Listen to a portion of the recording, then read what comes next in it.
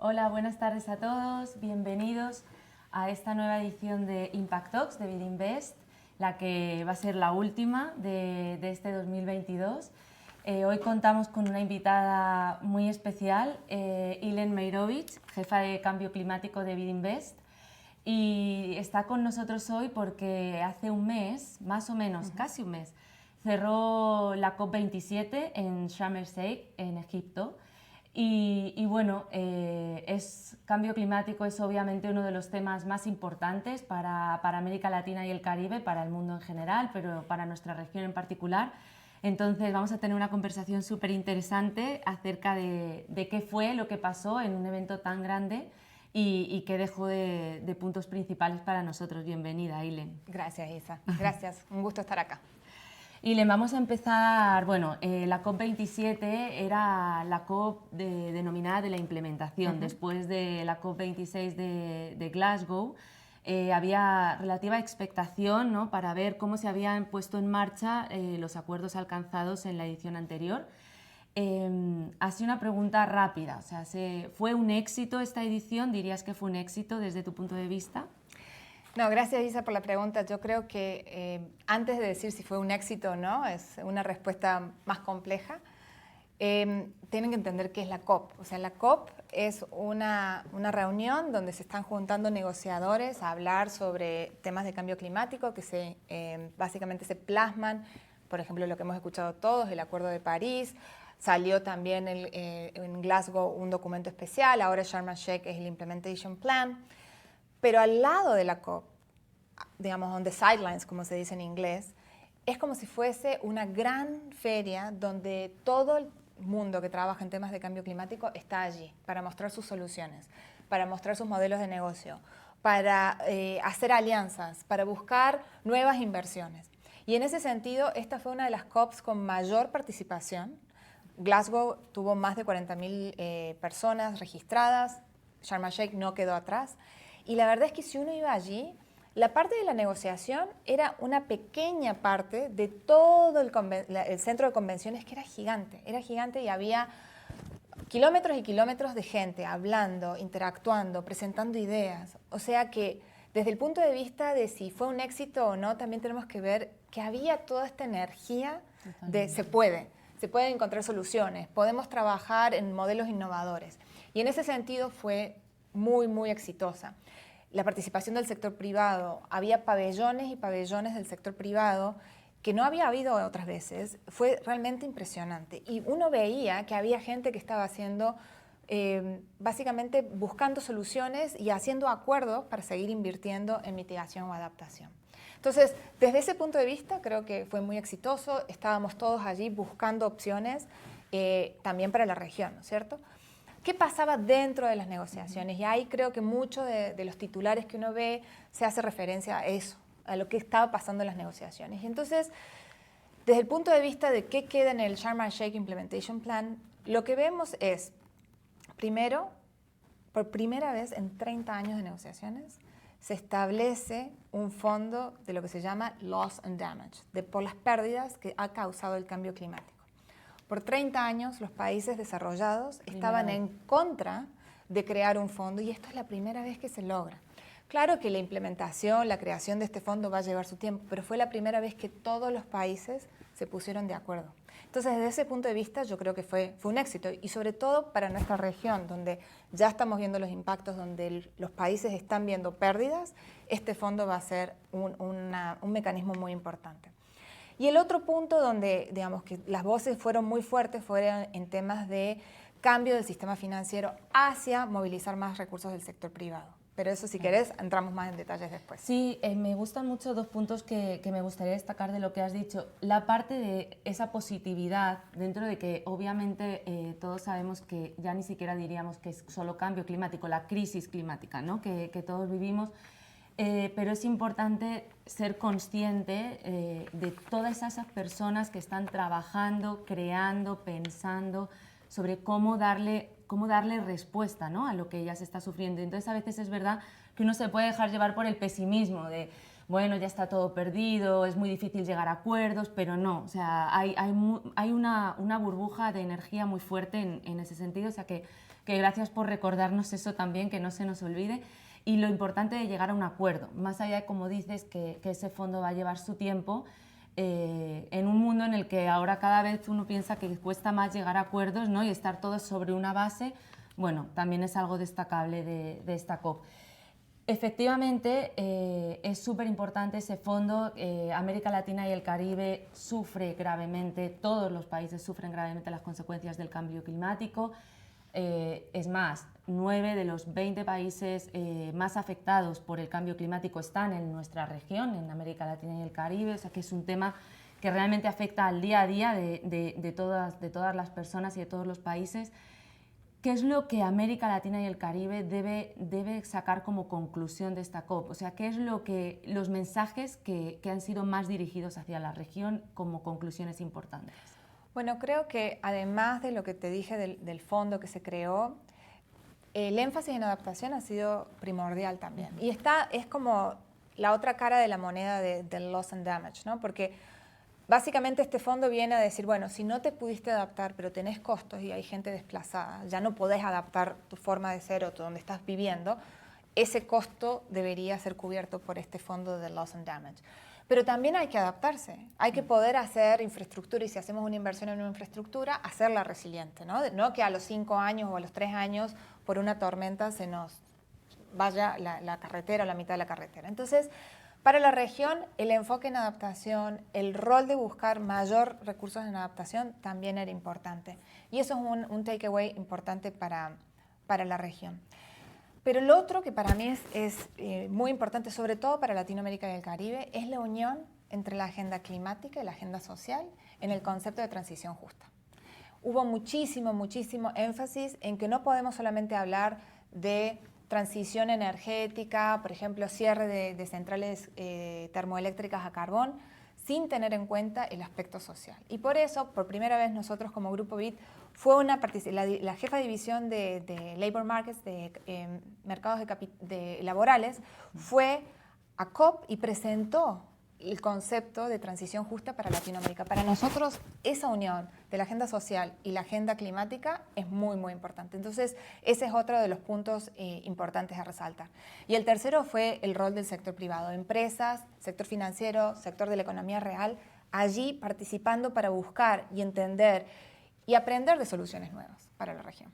Bueno, los 3 puntos que has dicho son importantísimos obviamente para el trabajo que realizamos desde BID Invest, que tú diriges fundamentalmente desde la parte de cambio climático, pero que obviamente es transversal a todo el trabajo de toda la organización. Entonces, bueno, es importante para todos los que queráis. BID Invest sacó a raíz de la COP una publicación específicamente enfocada en adaptación, en los retos del sector privado en este sentido, en todo el capital que existe y la necesidad de inversión para generar medidas de adaptación adecuadas. Que podéis ver ahora en el chat, la vamos a poner ahí para quien quiera avanzar más. Pero cuéntanos un poco por qué BID Invest eligió el mensaje de adaptación y del rol del sector privado en adaptación para llevar a la COP y qué fue lo que allí comentasteis. Bueno, la verdad es que veníamos siempre tratando de aumentar cuánto invertíamos en adaptación. Pero siempre vemos que los montos que invertimos en mitigación comparados con los de adaptación, hay una brecha grande. Y entonces este año empezamos diciendo, ¿por qué? ¿Qué es lo que está pasando? ¿No estamos incentivando al sector privado en invertir en adaptación o estamos contando mal? ¿O qué es lo que está faltando? Porque cuando sabemos de la data, sabemos que invertir hoy $1 tiene totalmente retribución económica porque nos ahorramos $4 en el futuro. Entonces, tiene sentido económico, pero ¿por qué no estamos viendo que fluya más? Parte de las cosas que concluimos en esta revisión, que lo hicimos con colegas también dentro de distintas partes de la organización para tratar de entender y capturar esas lecciones aprendidas, es que muchas veces el sector privado está haciendo adaptación, pero no le llama adaptación. Entonces no hay un conocimiento o un entendimiento porque este concepto de adaptación es más abstracto. Mitigación, todos sabemos, reducción de emisiones. Y reducción de emisiones puede ser una reducción de emisiones en Haití como puede ser en Argentina. Es igual. Pero la adaptación en Haití y la adaptación en Argentina, el impacto al que me tengo que adaptar en Haití o que me tengo que adaptar en Argentina son diferentes. Entonces no tengo un solo número. Es más específico. Es claro. mucho más específico. Entonces, uno puede ser falta de entendimiento, que tal vez estás haciendo adaptación y no lo sabes. Segundo, es entender que puede haber mecanismos financieros y nosotros mismos ya hemos usado, como la cláusula climática, la cláusula del niño que hemos utilizado en algunas transacciones, de básicamente hacer esta resiliencia financiera, de decirle al cliente nuestro privado que pueden invertir, porque nosotros si llega a haber un impacto, les vamos a ayudar a salir del problema financiero por ese espacio de recuperación.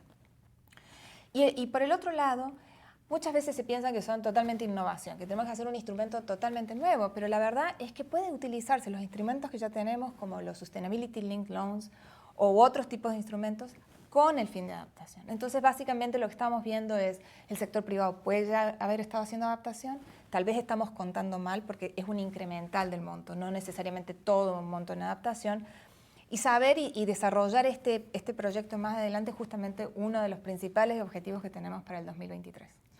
Y ahora que estabas comentando esto de cómo volver a utilizar determinados instrumentos en otra dirección, que eso también es innovación, obviamente, recuerdo una conversación que tuvimos hace no mucho sobre cómo es verdad que al sector privado a veces también le cuesta ver el beneficio que le traería la adaptación, porque a veces las medidas de adaptación no tienen una retribución directa e instantánea, sino que tienes que ver un poquito a medio o largo plazo, ¿no? En ese sentido, me gustaría que nos contaras un poco eso. Habíamos hablado del ejemplo de los puertos, pero creo que es interesante para ver cómo se está trabajando con los clientes y cómo el sector privado de la región ya está, ¿no?, haciendo un esfuerzo por no quedarse en el corto plazo, sino medio y largo plazo, porque al final el cambio climático también es todo un proceso a largo plazo. Entonces hay que apostarle, ¿no? Hay que ser valientes en ese sentido.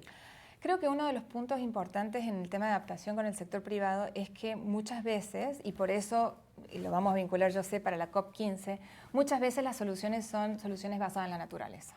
O sea, el puerto puede estar bien considerado y diseñado, pero si saca los manglares o si no tiene en cuenta el rol que tienen los manglares en la protección de toda la infraestructura, puede ser contraproducente. Entonces, allí entender el concepto de que soluciones basadas en la naturaleza pueden ser parte de la solución y parte del diseño de la infraestructura es muy importante. Y este concepto de soluciones basadas en la naturaleza es súper relevante en esta unión de dos convenciones. A ver, la Convención de Cambio Climático, las COP27, viene de 1992 cuando se hace la Convención Marco de Cambio Climático. Pero además hubo dos más, la Convención Marco de Biodiversidad y la Convención Marco de Desertificación. La Convención Marco de Biodiversidad tiene COPs también, Conferencia de las Partes, cada 2 años. Y ahora en este momento está llevándose a cabo en Montreal.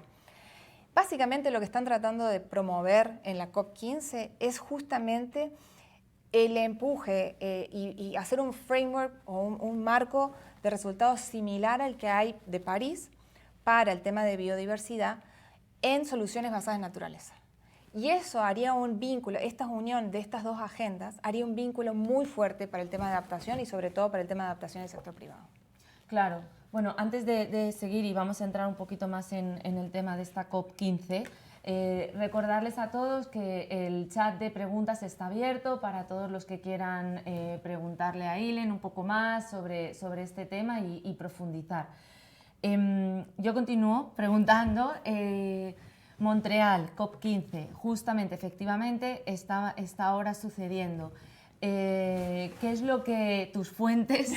¿Qué es lo que está pasando? ¿Qué es lo que está pasando? Porque es verdad que biodiversidad es también un eje principal de la región.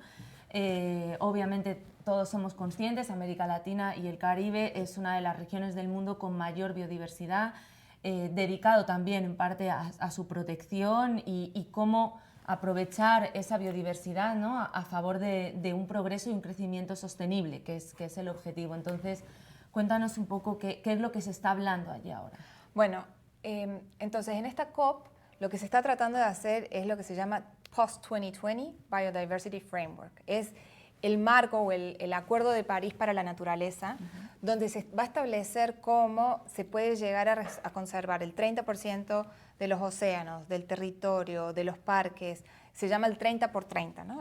Al 2030 se tiene la meta de que el 30% de los ecosistemas estén protegidos de alguna manera.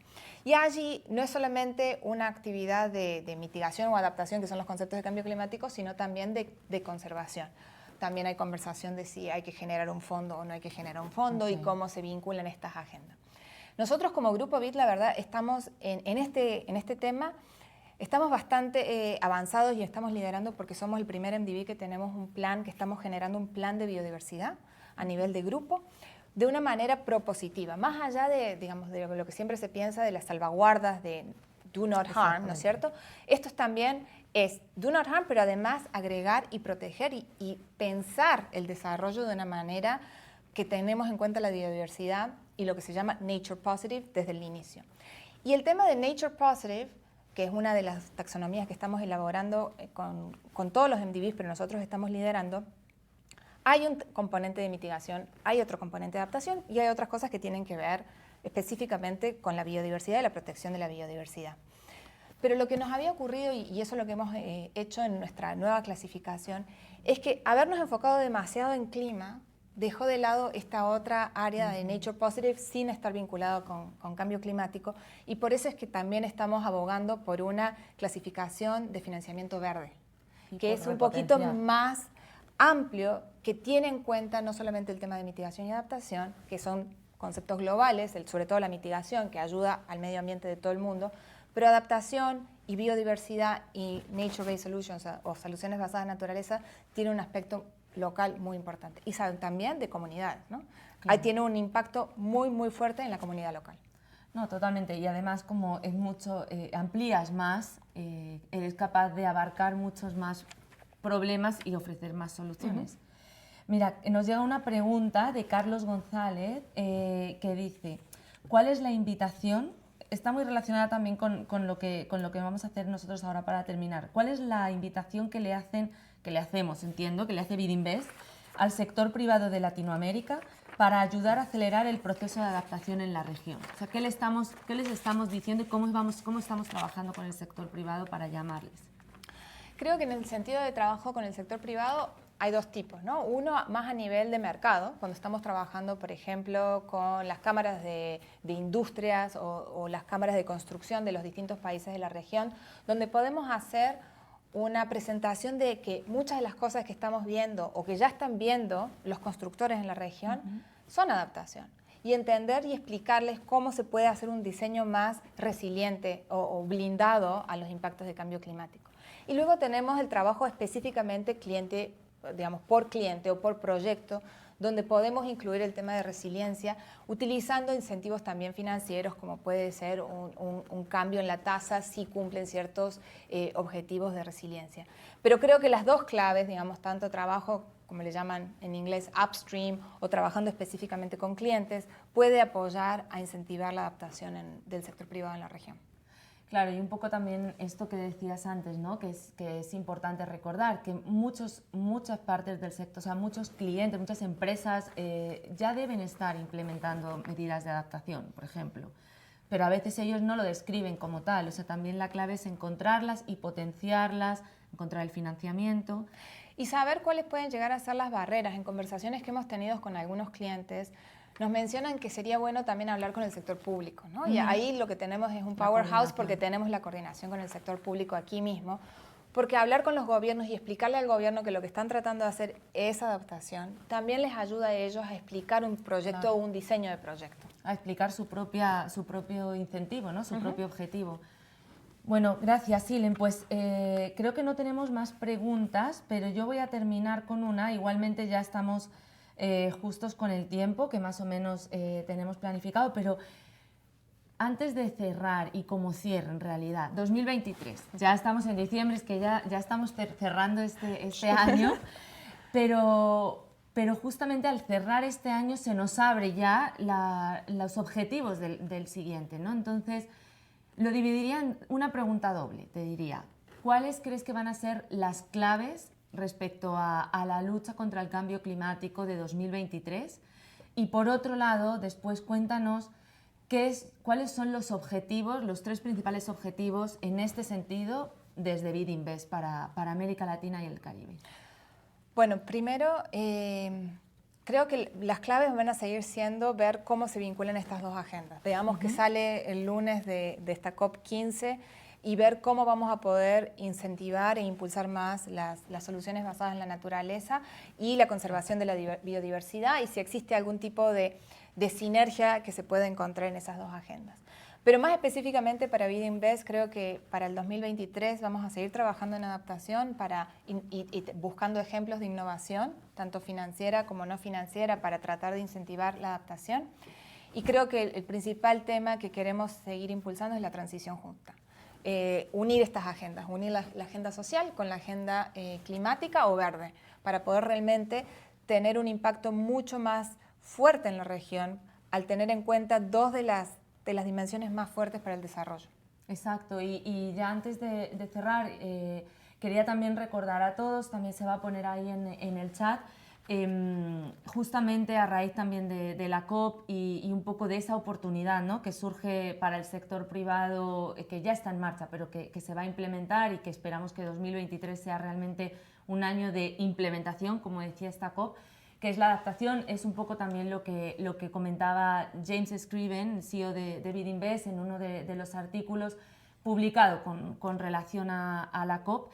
Y ya para finalizar, financiamiento. ¿Qué va a significar el financiamiento de todo esto en 2023? ¿Cómo atraer más capital a la región?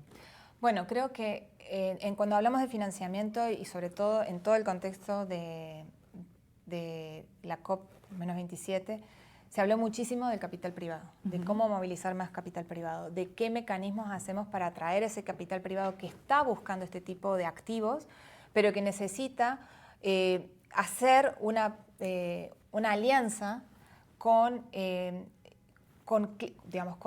entes como el nuestro, que le traiga la certeza de que se están haciendo las cosas bien, ¿no es cierto? Y creo que allí el rol nuestro y nuestro nuevo modelo de negocios que estamos impulsando de ahora en más, digamos hacia adelante, puede ser una de las maneras, uno de los mecanismos también para mostrar al resto del mundo. En los MDBs estamos hablando de que nosotros podemos llegar a tener un modelo interesante que va a ayudar a todo ese capital privado que quiere entrar en la región pero no sabe cómo, a entrar para poder invertir en cambio climático.